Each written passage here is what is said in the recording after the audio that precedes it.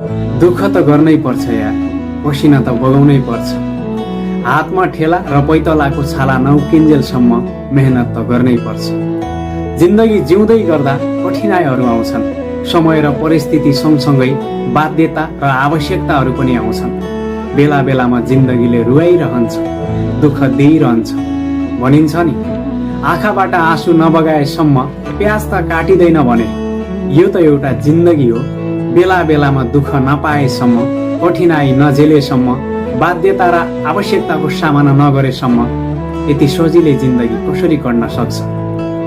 भोलि सफलता पाउनु छ भने त्यो सफलताका लागि आज परित्याग त गर्नै पर्छ।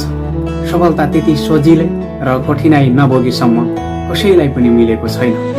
आज पनि इतिहास पल्टाएर हेर्ने हो भने सफल भएका मान्छे अर्थात् सफलता हासिल गरेका मान्छेले कुनै न कुनै बेला खाना नखाएर भोको पेट पनि मेहनत गरेका थिए। घाम असिना पसिना केही पनि नभनेर दुःख गरेका थिए, अनि मात्र सफलता हातमा आएको थियो। भनिन्छ नि, गलत पासवर्ड हान्दा मोबाइलको लक त खुल्दैन भने गलत तरिकाले काम गर्न थाल्यो भने सफलताको ढोका कसरी खुल्न सक्छ? गलत तरिकाले काम कसैले पनि गर्नु भएन। सही तरिकाले काम गर्नुहोस्। भोलिका दिनमा, इन फ्युचरमा